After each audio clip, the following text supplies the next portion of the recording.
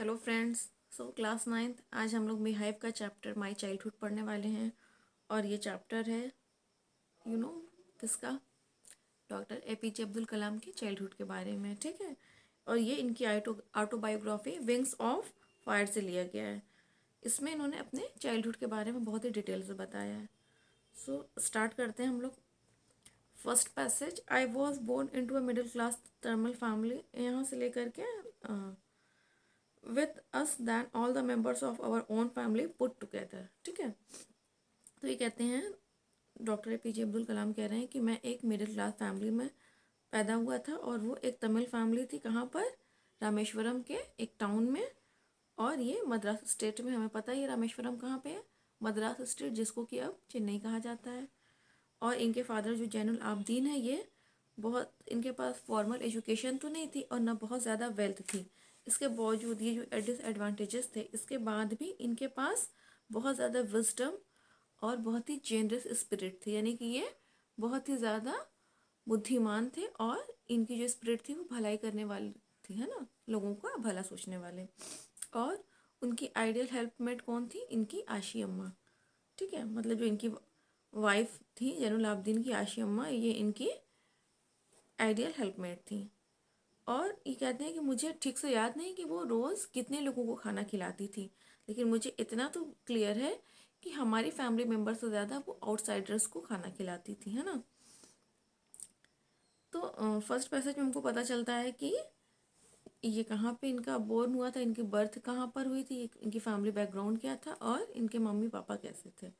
Second passage में, I was one of many children, I would say mine was a very secure childhood both materially and emotionally. ठीक है, ये वाला passage देखिए।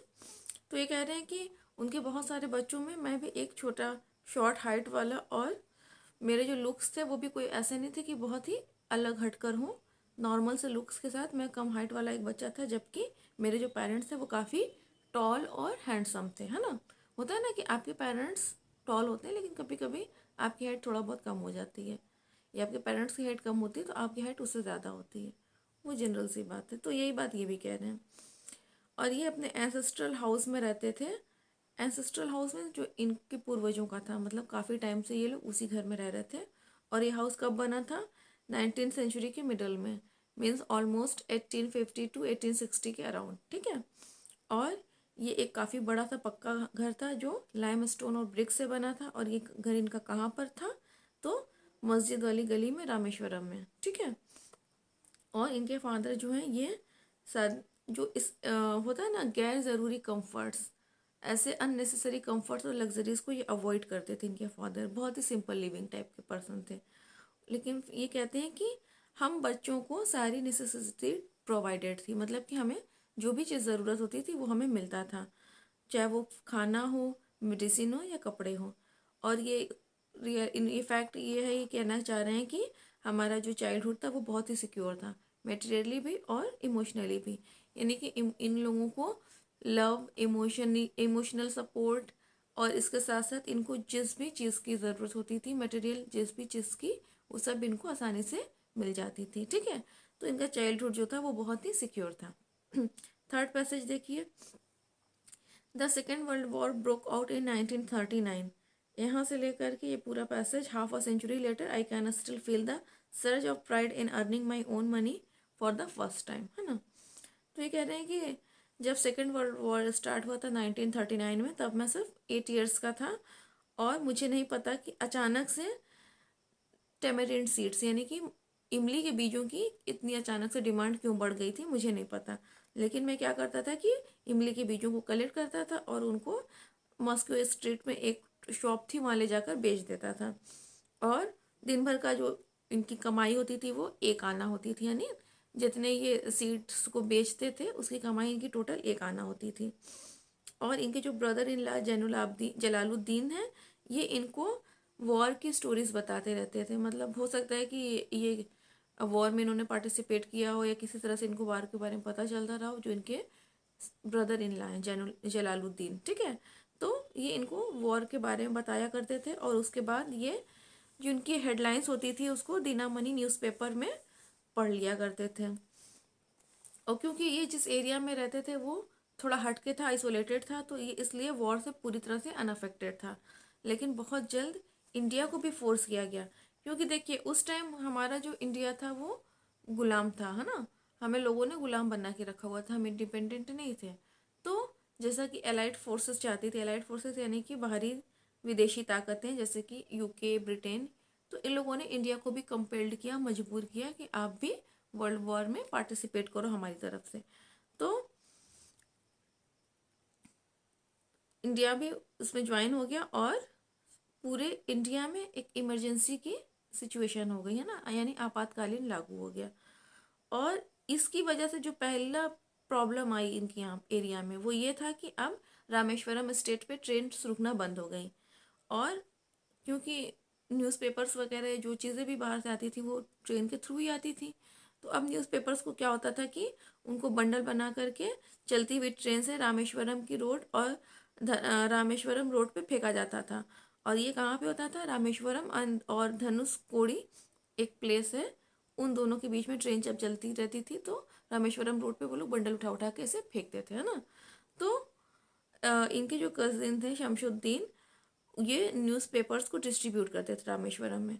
तो अब इनको एक हेल्पिंग हैंड चाहिए था ताकि ये बंडल्स को कैच कर सकें, और फिर इनको एपीजे अब्दुल कलाम के रूप में वो एक पर्सन मिल गया जो इनकी हेल्प कर सके, है ना।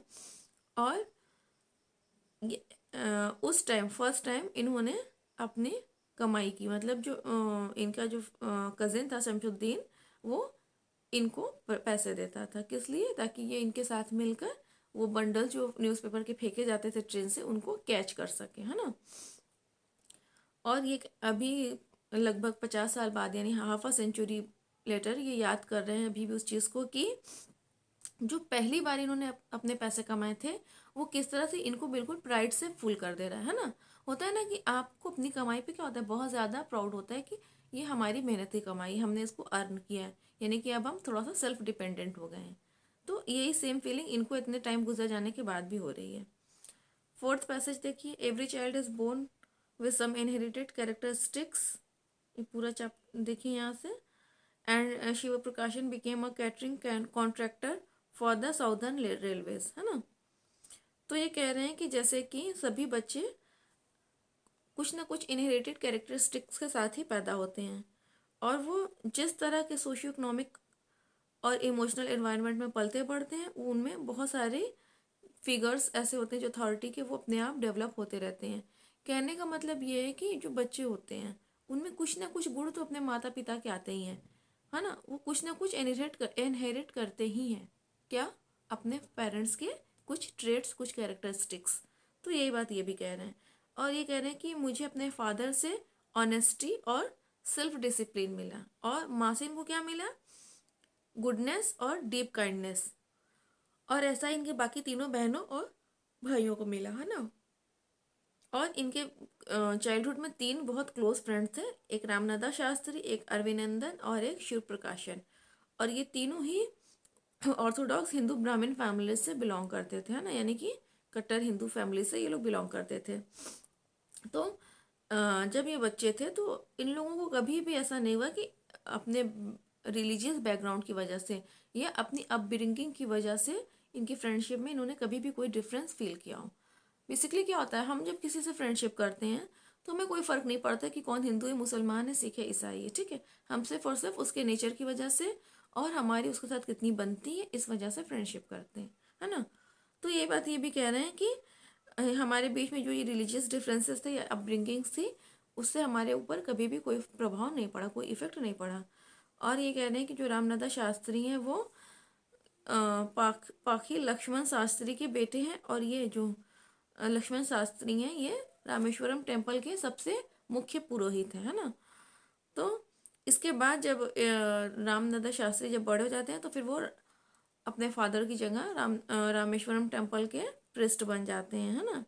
और जो अरविंदन है वो क्या बिजनेस स्टार्ट करते हैं कि जो भी पिलग्रिमेज, जो भी विजिटर्स वहाँ पर आते थे, तीर्थयात्री, तो उनके लिए ट्रांसपोर्ट का अरेंजमेंट कराते थे, है ना। उन्होंने ये बिजनेस स्टार्ट कर दिया। और जो शिव प्रकाशन थे वो साउथर्न रेलवेज में कैटरिंग कॉन्ट्रैक्टर बन गए, है ना। कैटरिंग कॉन्ट्रैक्टर यानी कि जो फूड की सप्लाई करते हैं, खाने पीने का, है ना। फिफ्थ देखिए, during the annual Shri Sitarama Kalyanam ceremony profit were the bedtime stories my mother and grandmother would tell the children in our family. तो ये कह रहे हैं कि जब होता है ना सालाना कोई फंक्शन होता है, तो वहाँ पर साल में श्री सीताराम कल्याणम सेरेमनी होती थी। तो हमारी जो फैमिली थी वो क्या करते थे कि वो बोट्स को अरेंज करते थे, है ना, बोट्स यानी नाव का अरेंजमेंट करते थे, ताकि वो जो स्पेशल प्लेटफॉर्म था उस पे होता था, और वहाँ पे जो लॉर्ड राम और सीता उनकी आइडियल्स यानी उनकी मूर्तियों को वो पॉन्ड के बीचों बीच में ले जाते थे, है ना। वहाँ पे मतलब टेम्पल बना था, और उसके जस्ट पास में एक पॉन्ड बना हुआ है, जैसा कि बुक में देख भी रहा, आप देखिए आपकी बुक में बना हुआ है ना। जैसे इस पॉइंट पे टेम्पल है और यहाँ पर पॉन्ड है, और बीचों बीच में पॉन्ड के बीचों बीच में एक स्टोन टाइप का बना हुआ है प्लेटफॉर्म। तो वहाँ से लेके वहाँ तक उस आइडियल्स को ले जाने के लिए इनके जो पेरेंट्स थे, इनके फादर थे, वो क्या करते थे, बोट्स का अरेंजमेंट करते थे, है ना। और उस पॉन्ड का नाम क्या था, राम तीर्थ, और ये इनके घर के बिल्कुल पास में था, है ना। और जो इसके बाद ये बता रहे हैं कि जो रामायण और जो दूसरे प्रॉफिट के लाइफ के इवेंट्स होते थे वो हमारी बेड टाइम स्टोरीज होती थी, जो मेरी माँ और मेरी दादी बच्चों को सुनाया करती थी। मतलब हमारी फैमिली के जो बच्चे थे वो रात में क्या स्टोरी सुनते थे, वो रामायण की और जो भी प्रॉफिट्स के लाइफ इवेंट्स थे उनके बारे में स्टोरी सुनाते थे। सिक्स्थ पैसेज देखिए, one day when I was in fifth standard the image of him weeping when I shifted to the last row left a lasting impression on me, है ना। तो ये कह रहे हैं कि एक दिन क्या हुआ कि जब मैं फिफ्थ स्टैंडर्ड में था और ये रामेश्वरम एलिमेंट्री स्कूल में पढ़ते थे, तो एक नया टीचर इनकी क्लास में आए, और ये APJ अब्दुल कलाम कह रहे हैं कि मैं एक ऐसी टोपी पहनता था जिसे कोई भी मुझे देख के समझ जाता था कि मैं एक मुस्लिम हूँ। होता है ना हमारे कुछ ना कुछ ऐसे रिलीजियस साइन होते हैं जिससे हमारे धर्म के बारे में पता चल जाता है ना। जैसे कि हिंदू लोग क्या करते हैं, जनेऊ पहनते हैं, टीका लगाते हैं बड़ा, और इसी तरह क्रिश्चियन क्या करते हैं, अपने गले में क्रॉस पहनते हैं। तो ऐसे मुस्लिम अपने सर पे टोपी पहनते हैं जिससे कि उनके रिलीजन के बारे में पता चल जाता है ना। तो ये कह रहे हैं कि मैं भी एक ऐसी कैप पहनता था जिससे कि ये पता चल जाता था कि मैं मुस्लिम हूँ, और मैं हमेशा ही रामनदा शास्त्री के जस्ट बगल में फ्रंट रो में बैठता था। और वो क्या पहनते थे रामनदा शास्त्री, देखिए वो स्कर्ट थ्रेड यानी कि जनेऊ पहनते थे। और जो नए टीचर आए उनको ये बात बर्दाश्त नहीं हुई, टॉलरेट नहीं हुआ कि कैसे एक हिंदू पुरोहित का लड़का एक मुस्लिम बॉय के बगल में बैठ रहा है ना। ये जो टीचर था ये बहुत ही नैरो माइंडेड था, है ना। उसको ये चीज़ सहन नहीं हुई कि एक मुसलमान लड़का एक हिंदू लड़के के बगल में बैठ रहा है, लेकिन जो फ्रेंड्स होते हैं उनको इस बातों से कोई अफेक्ट नहीं होता है। तो अपने जो सोशल रैंकिंग होती है इसके अकॉर्डिंग ही उस टीचर ने इस चीज़ को देखा और अब्दुल कलाम से कहा कि आप पीछे की बेंच पे जाके बैठो। तो अब्दुल कलाम बहुत दुखी हो गए, और रामदादा शास्त्री भी। अगर आपके फ्रेंड्स के साथ आपको सेपरेट कर दिया जाए तो आप भी दुखी हो जाओगे, है ना। तो सेम चीज़ उन दोनों के साथ हुआ, और रामदादा शास्त्री बहुत ज़्यादा दुखी दिख रहे थे जब वो अपनी सीट से उठ करके, कौन, अब्दुल कलाम जब अपनी सीट से उठ के पीछे की रो में गए, तो उनके जो फ्रेंड रामदादा शास्त्री वो बहुत ज़्यादा दुखी हो गए, है ना। और अभी भी जो उनकी इमेज है रोती हुई चेहरे की, वो अभी भी उनको याद है, किसको, APJ अब्दुल कलाम को। यानी कि जब ये पीछे जा रहे थे पीछे की रो में, तो इनके जो फ्रेंड रामदादा शास्त्री थे वो रोने लगे थे, और उनका वो रोता हुआ चेहरा हमेशा के लिए इनके दिमाग में छप गया। ठीक है। सेवेंथ पैसेज देखिए, after school we went home and told our respective parents. तो Lakshman Shastri conveyed ultimately reformed this young teacher, है ना। तो ये कह रहे हैं कि स्कूल के बाद हम अपने घर गए और हमने अपने पेरेंट्स को आज जो स्कूल में हुआ था उसके बारे में बताया। हम सभी करते हैं ना, स्कूल की छोटी छोटी बात जाके अपने घर में अपने पेरेंट्स को बताते हैं। तो सेम चीज़ अब्दुल कलाम ने भी की और उनके फ्रेंड ने भी। तो जो लक्ष्मण शास्त्री हैं, जो पुरोहित हैं, मेन पुरोहित हैं उस मंदिर में, उन्होंने टीचर को बुलाया, और इन दोनों की मौजूदगी में यानी कि अब्दुल कलाम की और उनके फ्रेंड की मौजूदगी में उनको काफ़ी डांटा, और टीचर से कहा कि आपको जो सोशल इनइक्वालिटी है और कम्युनल इंटॉलरेंस है, उसका जहर हमारे छोटे बच्चों के मासूम से जहन में नहीं भरना चाहिए, है ना। होता है ना कि जो बच्चे होते हैं वो बहुत ही इनोसेंट होते हैं, प्योर फीलिंग्स होती हैं, उनको इस बात से कोई फर्क नहीं पड़ता है कि सोशल में किसको क्या समझा जा रहा है, कौन किस धर्म रिलीजन का है, नहीं, उनको सिर्फ क्या मैटर करता है कि फ्रेंडशिप। और ये जिस टाइम से बिलोंग करते हैं उस टाइम में ये ऑर्थोडॉक्स चीज़ें बहुत ज़्यादा भरी हुई थी, छुआछूत, एक कौन किस धर्म का है, किसका सोशल स्टेटस क्या है ना। तो ये जो टीचर नए टीचर आए थे ये भी इससे पूरी तरह से एकदम अफेक्टेड थे। तो इसी बात के लिए लक्ष्मण शास्त्री ने इनको डांट लगाई और बहुत ही स्ट्रिक्टली उनसे कहा टीचर से कि या तो आप बच्चों से माफ़ी मांगे या तो स्कूल छोड़कर और इस आइलैंड को छोड़कर यहाँ से चला जाइए। तो ना तो सिर्फ उस टीचर को अपने बिहेवियर पे अफसोस हुआ, बल्कि वो जो लक्ष्मण शास्त्री ने उनको चीज़ सिखाई थी और जो उनका बिलीफ था उससे वो बहुत ज़्यादा कन्विंस हो गए थे और वो जो यंग टीचर थे वो पूरी तरह से खुद को बदल दिए। होता है ना कि कभी कभी किसी की एक छोटी सी बात भी आपके दिल में इतनी बैठ जाती है कि आप अपने आप को पूरा रिफॉर्म कर लेते हो, अपने थॉट्स को पूरी तरह से बदल देते हो। तो टीचर को भी अल्टीमेटली ये रियलाइज़ हो गया कि उससे बहुत बड़ी गलती हुई जो उसने धर्म के नाम पर दो फ्रेंड्स को अलग किया, सेपरेट किया और इस तरह का भेदभाव किया। क्लियर? नेक्स्ट पैसेज देखिए 8। On the whole the small society of Rameswaram was very rigid in terms, यहाँ से लेकर I want you to develop so that you are on par with the highly educated people of the big cities, है ना।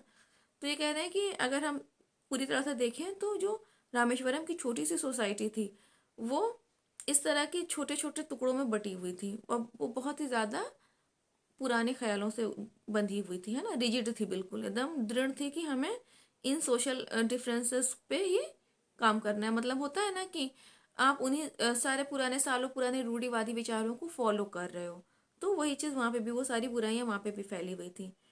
तो इनके जो science teacher थे शिवा सुब्रमण्य अय्यर, है ना, वो भी एक ऑर्थोडॉक्स ब्राह्मण फैमिली से बिलोंग करते थे और उनकी जो वाइफ थी वो तो बहुत ज़्यादा कंजर्वेटिव थी, है ना। तो उससे बिलोंग होते हुए भी वो एक रिबल टाइप के थे, रिबल यानी कि एक क्रांतिकारी थे, वो इन विचारों को बिल्कुल नहीं मानते थे। ये जो सोशल होता है ना लोगों का जो डिफरेंसेस, इनको एकदम भी वो नहीं मानते थे, छुआछूत को एकदम नहीं मानते थे, वो सभी को एक समान इक्वल मानते थे, है ना। जबकि इनकी वाइफ ऐसा नहीं सोचती थी, उनके माइंड में इस तरह की चीज़ें भरी हुई थी कि ये हिंदू है, ये मुसलमान है, ये छोटी जात का है, ये बड़ी जात का है ना। क्योंकि उस टाइम का वो सोसाइटी ही वैसी थी, बहुत ज़्यादा उसमें एजुकेशन तो फैली नहीं थी इतनी लोगों में कि हाँ लोग एकदम अवेयर होते। तो सब एकदम उसी हाल में थे जैसे कि बहुत होता है ना, एकदम पिछड़ी हुई हालत थी, बैकवर्ड। तो जो इनके साइंस टीचर हैं वो अपना बहुत एफर्ट डालते थे कि वो इन सोशल बैरियर्स को तोड़ सकें ताकि अलग अलग बैकग्राउंड्स के जो लोग हैं वो बहुत आसानी से आपस में मिंगल हो सकें, यानी कि एक हो सकें। बेसिकली ये यूनिटी की बात कर रहे हैं, है ना। तो इनके साइंस टीचर्स जो थे ये अब्दुल कलाम के साथ घंटों बिताते थे और इनसे कहा करते थे कि मैं चाहता हूँ कि तुम इस तरह से डेवलप्ड हो कि हमारे जो हाईली एजुकेटेड पीपल हैं तुम उनके साथ उठो बैठो, बड़े बड़े शहरों में तुम उनके साथ रहो और उनको इन सारी चीज़ों से अवेयर करो, उनको सुधारो। नाइन्थ देखिए, ninth passage. One day he invited me to his house, यहाँ से her kitchen and serve me food with her own hands, है ना।